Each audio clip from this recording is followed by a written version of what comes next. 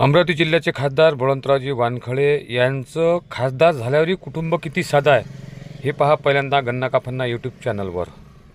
गावात निवडून आले त्यावेळेस मोठा पूर आला, लाईनच भाव एकदम उभा राहिला ना, मग त्याची तर करतेच तसं होतं लाईन भावाचं। सरपंच त्यावेळेस काय वाटे आम्हालाच वाटे की पुढे पुढे चालली सरपंचापासूनच पुढे पुढे चालले। ते आमदार आणि खासदार समजे काय होईल काय नाही, तो सरपंच तिथपर्यंत ठीक होतं। सरपंच ठीक होतं की नाही। आता आपण मत देऊ की लहान म्हणजे जसं समस्या आपण मत देऊन राहिलो तसं वाटे एक चारच येईन यायले खासदारकीचा खासदार कसा येईन असं वाटे आमच्या मनाले।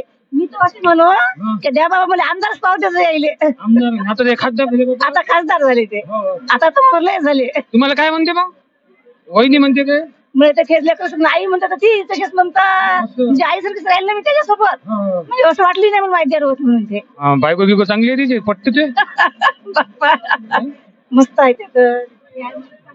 ह्या आहेत बळवंतराव वानखळे यांच्या वहिनी, मोठ्या भावाच्या पत्नी। त्यानंतर त्यांच्या पत्नीकडे जो आपण आतापर्यंत बळवंतराव भाऊच्या पत्नीला बोलताना कधी पाहिलं नाही, पण गन्ना काफन्ना युट्यूब चॅनलच्या माध्यमातून बाई हुशार आहे म्हणूनच नवरा पुढे गेला।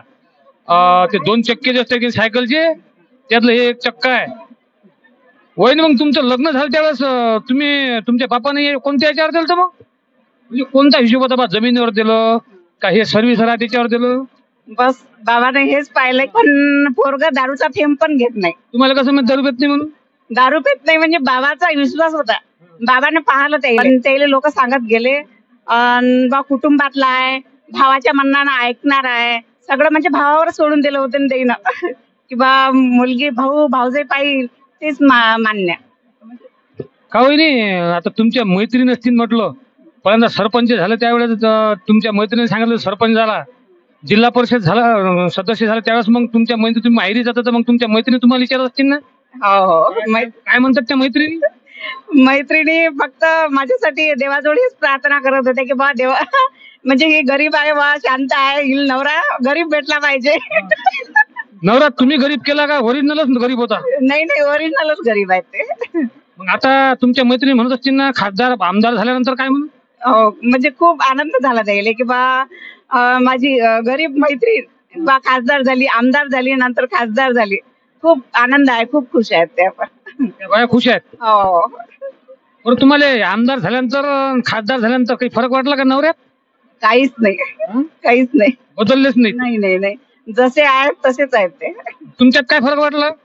मला तर आता मला माहित नाही माझं काय फरक आहे, म्हणजे काही फरक म्हणजे असं काही वाटतच नाही ना, कारण ते सरपंच सदस्यापासून तर सरपंच म्हणजे पद येत गेले, फक्त स्वप्न होतं द्यायचं की बा आपण आमदार झालं पाहिजे बस। हे जास्तीचे स्वप्न आलं मग आता खासदारकीचं?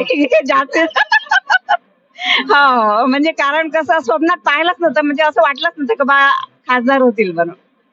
जमिनीवरची माणसं जमिनीवर कसे राहतात याचं ज्वलंत उदाहरण आपण पाहिलं। हे त्यांच्या आई आहेत, हे त्यांच्या वहिनी आहेत, आणि बायको तर अजूनही बदल झाला नाही, जशी आहे तशीच आहे बिचारी अजूनही। म्हटलं त्या वहिनी त्यांच्या घरी कामाला बाईनी स्वतः कामधंदा करतात त्या।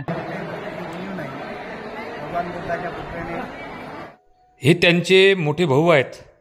बळवंतराव भाऊले घडवणारं जे व्यक्तिमत्व आहे ते म्हणजे हे त्यांचे मोठे भाऊ। काय बळवंतराव भाऊ मध्ये काही फरक पडला का खासदार आमदार जिल्हा परिषद सदस्य झाल्यानंतर? नाही स्वभाव जो आहे तोच आहे, आणि वाटणारा खासदार आहे, जमा करणारा खासदार, त्यामुळे ते आवडतात। काही फरक पडला का मग त्याच्यात? नाही फरक नाही पडत। तुमच्यासाठी पडला नसेल पण बाकीच्या लोकांसाठी पडला का मग?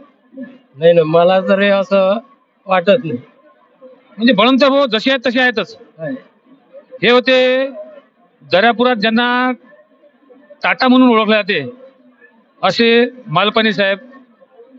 सरळ हाताने ते दान करत असतात गरजूवंतांना, त्यांच्याकडून कधी ते वापस करत नाहीत असे मालपाणी। त्यांचा बळवंतराव भाऊ यांचा खूप जुना दोस्ताना आहे, म्हणूनच आज आपण त्यांची प्रतिक्रिया घेतली। बळवंतराव भाऊ मध्ये खासदार झाल्यानंतर काय फरक वाटला?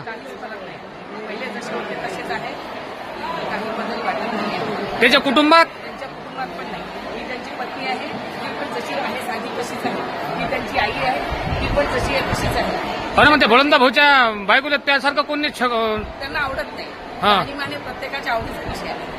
असं थोडी आहे, खासदार झालं म्हणजे चांगलं राहायचं, आमदार झालं म्हणजे असं राहायचं, हा आवडीचा प्रकार आहे. त्यांचं राहणीमान आधीपासूनच तसं आहे, त्यामुळे त्या तशा शांत राहतात. राहणीमानात बदल पडला नाही, पण स्वभावात बदल पडला का मग? बिलकुल नाही, स्वभाव जो आहे तोच आहे त्यांचा. पण आम्हाला कॉन्फिडन्स मिळवत नाहीये त्यांच्या स्वभावात. त्यानंतर आपण चव्हाणताईकडे येऊ, ज्या शहर प्रमुख आहेत. तुम्हाला बळवंत भाऊ मध्ये काय फरक वाटतोय?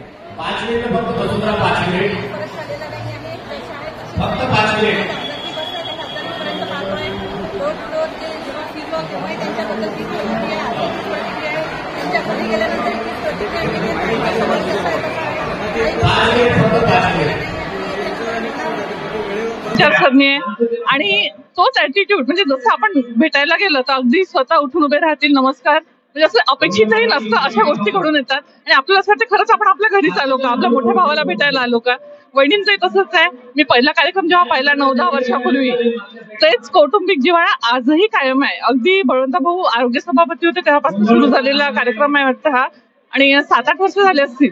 आणि तेव्हापासून पाहते मी की जो त्यांचा कौटुंबिक जिव्हाळा आहे, मग ते आई असो, काकू असो, नितेश भाऊ असो, प्रियंका असो, कोणीही असो, जो कौटुंबिक जिव्हाळा मला पहिल्या कार्यक्रमात मिळाला तोच आजही मिळतोय.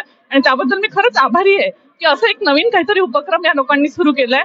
आणि गन्ना का फन्ना चॅनलचे पण आभार की त्यांनी आमचा बाईट घेतला. धन्यवाद.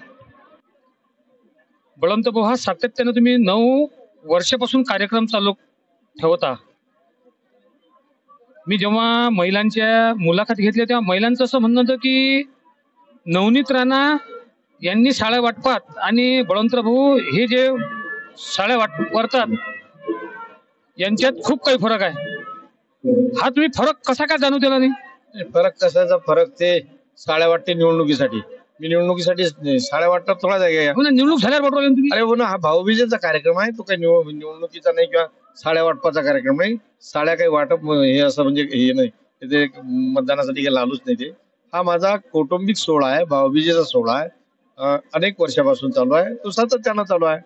म्हणून त्या नवनीत राणाच्या साड्या वाटपाचा आणि माझ्या या भाऊबीजेचा काही विषय नाही. हे तुम्हाला कसं काय सुचलं भाऊबीजेला साड्या वाटायचं? नाही, सुचलं कसं, एक सामाजिक दायित्व आहे. सामाजिक दायित्वाचे अनेक उपक्रम आहेत, ते उपक्रम सातत्याने राबवत असतो. मग कुठले असो, आरोग्याचे असतील, ह्या असतील. ते या माझ्या भगिनी आहे, या समाजातील एक सेवा करणारा घटक आहे. तो त्याच्या सेवेचे काहीतरी त्यांना हे करावं, त्यांना शाबासकी मिळावी किंवा त्यांचं कुठं मूल आपण जाणलं पाहिजे, या उद्देशानं कार्यक्रम सुरू केलेला आहे.